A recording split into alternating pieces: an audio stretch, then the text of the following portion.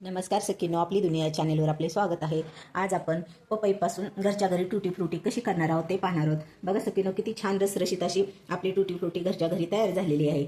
तर ती कशी तयार करायची ते पाहूया. चला तर मग सखीनो, आपल्या झाडाची पपई काढून घेऊया. तर सखीनो, ही झाडाची पपई तोडून घेतलेली आहे कच्ची. तर आता याची आपण टुटी फ्रुटी तयार करूया. ही पपई मी धुवून घेत आहे. आता पपईची आपण साल काढून घेऊया. ची साल काढून स्वच्छ धुवून घेतली आहे. आता आपण कट करूया. आता पपई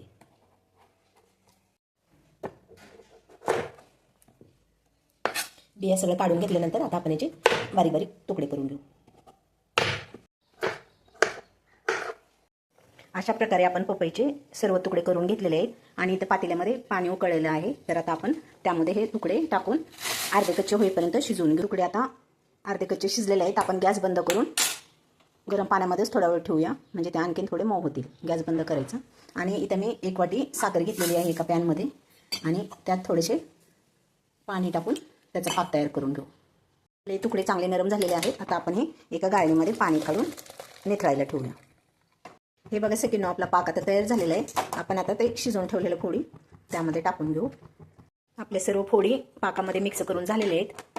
हे बघा सखीनो, असं ट्रान्सपरंट दिसायला पाहिजे, म्हणजे हे परफेक्ट झाले असे समजावे. तर मी आता गॅस बंद करून 1 दिवस पूर्ण या पाकामध्ये त्या फोडी मुरत ठेवणार आहे.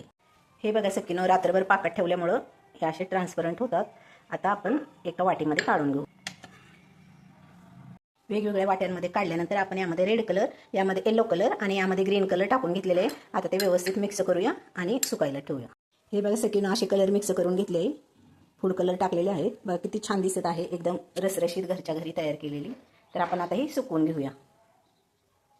हे बघा सखीनो, 2-3 दिवस सुकवल्यानंतर आपली टुटी फ्रुटी अशा प्रकारे तयार झालेली आहे. घरच्या घरी अशी मस्त टुटी फ्रुटी कलरफुल तयार झालेली, एकदम रसरशीत. तुम्ही हे लहान मुलांना पण खायला देऊ शकता आणि आपले बेकरीचे जे बी काही प्रॉडक्ट आपण करतो त्यामध्ये आपण यूज करू शकतो. आणि किती छान प्रकारे तयार झालेली आहे. तर नक्की एकदा करून बघा सखीनो. तुम्ही आवडली तर लाईक आणि सबस्क्राईब करायला विसरू नका. धन्यवाद सखीनो.